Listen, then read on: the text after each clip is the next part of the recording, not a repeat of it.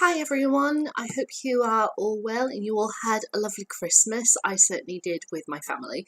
Today it's Friday the 28th, I think it is. Yes, the 28th. Hey, I can remember my days. But it's always that time at Christmas, isn't it? You can never remember what day you're at and everything, and in the gap between Christmas and New Year. But just FYI, my broadband, I've come back home after Christmas and my broadband has gone absolutely crazy. I had no internet all yesterday and so far this morning, but I'm probably tempting fate here. It's magically come back to life. So I'm going to try and upload this video today and my other two that I'm going to be filming later today. But if not, then it'll be uploaded tomorrow, as I'm going to be going to my mum and dad's house and they very kindly said that I can borrow their broadband. So yeah, thanks mum and dad. Cheers. But anyway, enough about that. I'm here to talk about a book I've been reading for, it's taken, yeah, just a week and a bit, maybe a week and a half, to read, and that is Anna Karenina by Leo Tolstoy.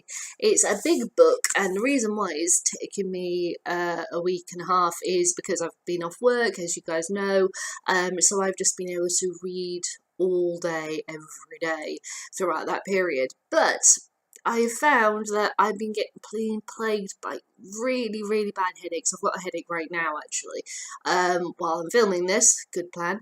And I think possibly I need to have my glasses looked at, my eyes looked at, and I just wonder if it's something to do. I need to have a stronger prescription. I don't know. And because obviously it's Christmas, opticians are closed, so I can't have my eyes checked. So I've decided I'm gonna have a break until the new year from reading, just to settle my eyes and such. But anyway, yes, so because of that, it's taken me a week and a half to read this book. Yeah, I've got my terrible headaches. But anyway, let's talk about Anna Karenina. In case you are not aware, this is a book about Anna Karenina, a woman in Russia in the 1800s who is married to a much older man, and she has a little boy. And she's kind of lived life quite comfortably. She's a woman of society, she's well respected and everything, and every day is just the same, really, until one day a man called Vronsky enters her life, who is a soldier. He's her age, so much younger than her husband, and the two of them just click, and it's all about this love affair that they have. At the same time, you have other characters who come in and out of the story. So, for example, at the beginning, you begin with a man called Oblonsky, who is Anna's brother, having a very heated argument with his wife, who's very angry that he may be having a fling with the French governess, French maid, in their household, who takes care of the kids and everything. And so Anna comes to visit them, and it's through this visit that she meets Vronsky and the relationship starts. And there's also a guy called Levin, who is a very theological man. He constantly asks questions about the meaning of life and why are we here and stuff like that.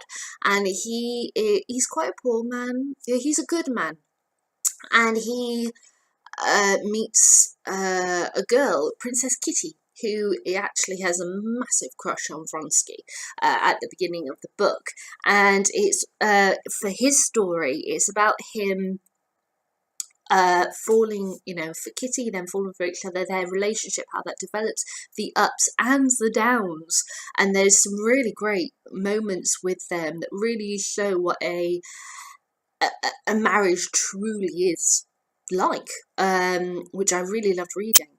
And how these three separate stories, in a sense, converge together to form Anna Karenina, and her downfall,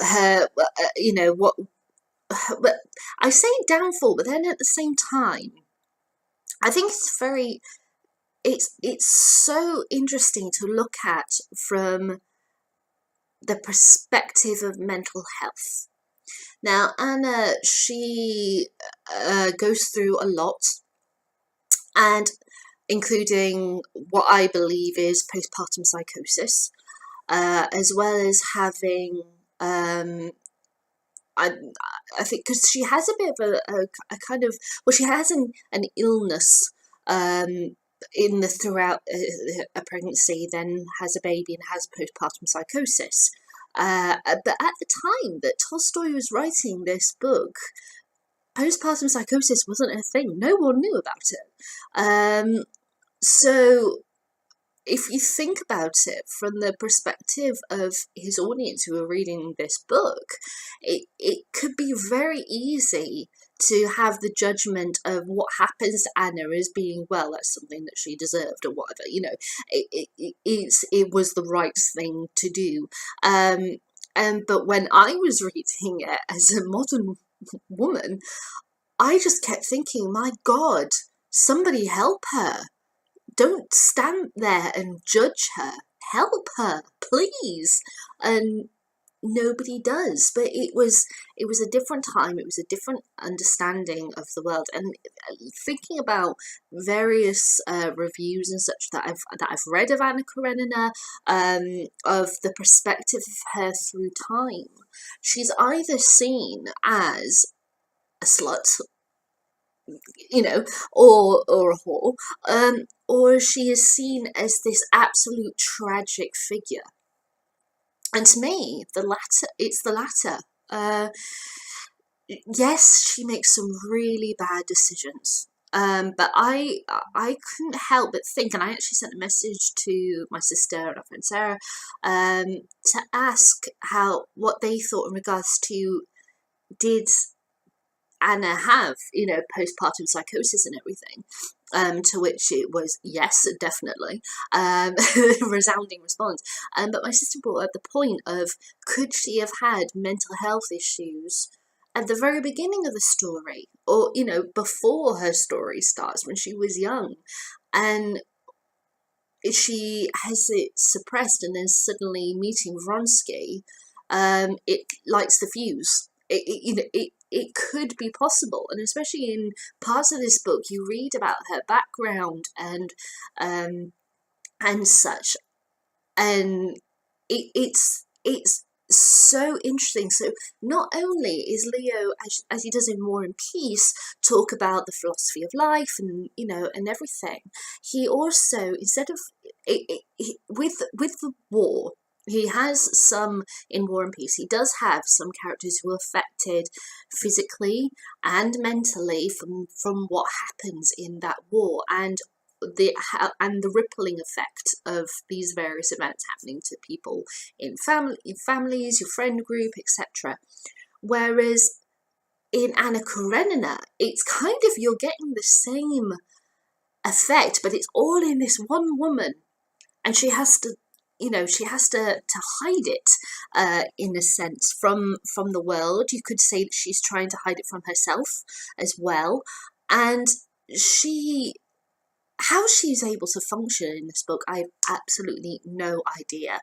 But given what happened to her throughout, her childhood, her marriage to a man who I believe she didn't love at all when she married him because she was either, told she had to by her parents, or it was a status thing.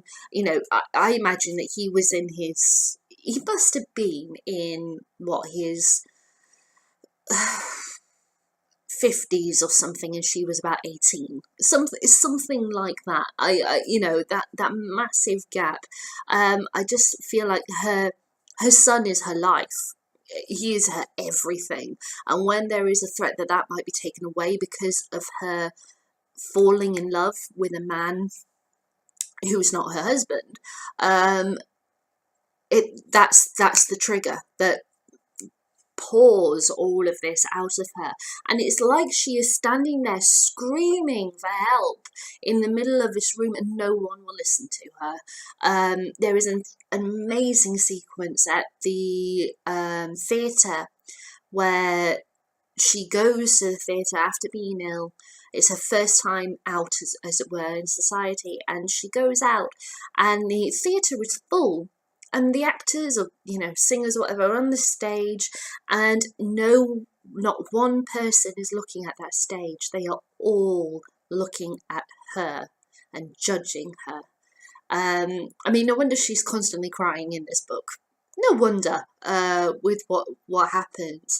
I Just as with War and Peace, because Tolstoy wrote War and Peace before Anna Karenina, his use of words and descriptions is extraordinary. This one, he blew me away with his use of metaphors, with the trains, with the horse accident that happens, the horse race and accident, the use of candles as well, light, water. There's so many techniques that he uses in this book which are just wow. And I knew the story of Anna Karenina because I've seen films, various versions. I've got radio play version, but so I knew the story. I knew what events were coming, but I found myself like with the racing scene on horses. I was like nearly holding my breath. I was like, oh my god, with what's going on. I almost forgot what the story was because I was so immersed in this at the moment. I forgot what was going to happen. So that is a sign of a great writer for me. I would read out a bit, as I said, because I've got a headache and my eyes are rather tired and sore at the minute. I don't want to strain my eyes anymore. But please go out and read this book. I definitely recommend it. It was thoroughly enjoyable. It was a really great way to round off the year as well. Because since the first fiction book I read this year was a classic, it was Jane Eyre, and I'm finishing with a classic with Anna Karenina, both about women in completely different circumstances, yet they share kind of some elements with mental health and such. But I honestly feel like if Anna Karenina was written today, there would be so many people going, this woman has got mental health issues, help her, or just in general, help this woman. But sadly, no one does. And I find especially her husband fascinating, absolutely fascinating, because this is a man who is being completely embarrassed by the fact that his wife has fallen in love with another man, the fact that she flaunts it in other people's faces, the fact that she has had a child. And what does he do? He does everything he can to protect his son, and the whole thing with filing for divorce and everything with Anna, but he also takes care of that child that is not his at all, because he wants to make sure that that child is okay. And he loves Anna. He really does love her. And he is the one who's constantly getting doctors to see her, asking her what's wrong, if there's anything that came down. He's the one who's asking those questions, and Vronsky's not, which I find interesting. At the same time, you could argue it's because Vronsky's, can't be in the house, but, that's a whole other matter. But I just find him fascinating. When it comes to adaptations, my favourite film adaptation is the Sean Bean one from the 1990s. It is exquisitely shot, exquisitely put together. There are bits that they have changed, okay, that thinking about it, but not drastic things, not things that make me go, oh my god, this is so not the book at all. So I definitely recommend this. It's the best one. There has been other versions. I'm trying to think.